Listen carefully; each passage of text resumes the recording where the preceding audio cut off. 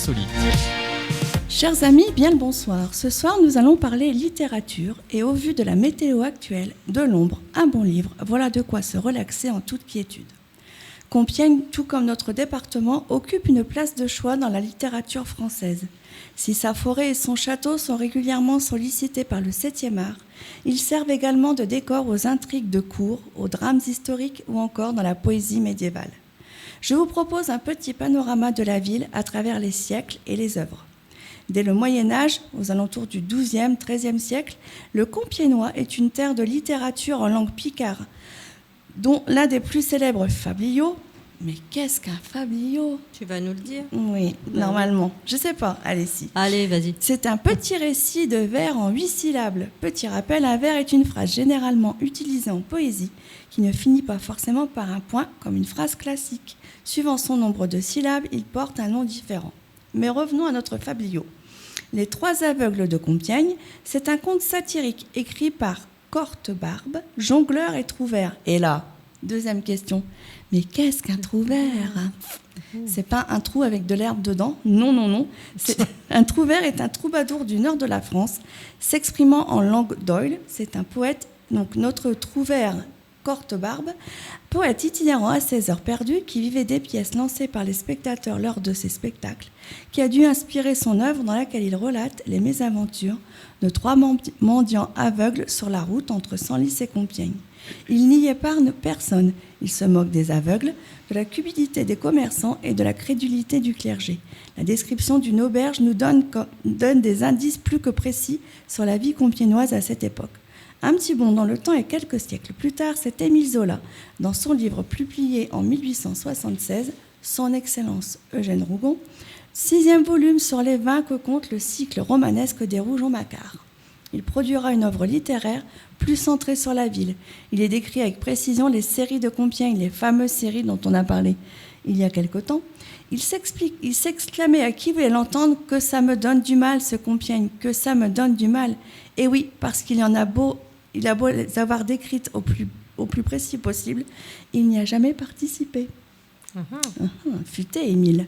Marcel Proust, dans La recherche du temps perdu, fait souvent évoquer à ses personnages l'époque glorieuse et les salons du château de Compiègne, parlant ainsi du sommet du raffinement et du pouvoir avant la guerre de 1870.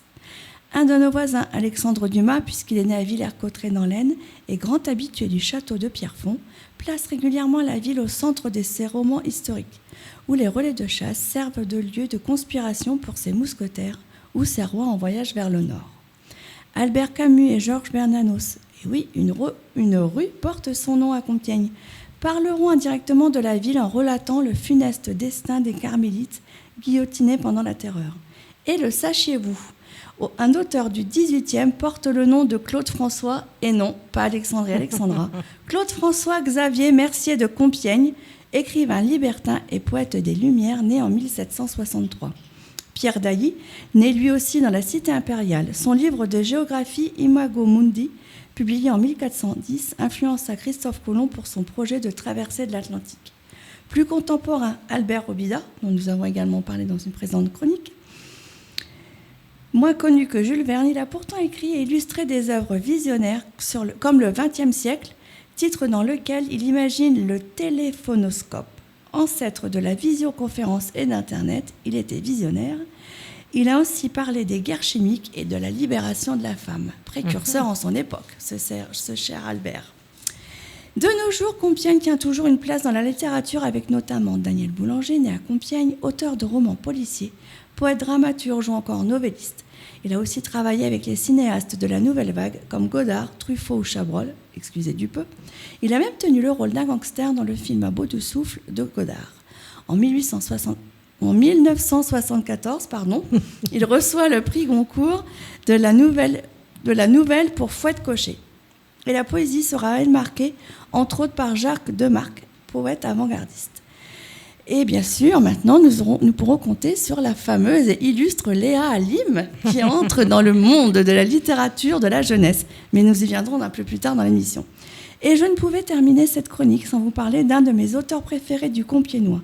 Je voulais souligner les deux livres écrits sur le chanteur Renaud par un certain Régis Lefebvre, dont j'ai l'honneur d'appeler Tonton, et qu'un certain Jean-Luc, œuvrant dans cette émission, connaît également. Voilà, chers amis, Compiègne se visite de tant de façons différentes. Je vous donne rendez-vous dans ma prochaine chronique pour en découvrir d'autres facettes.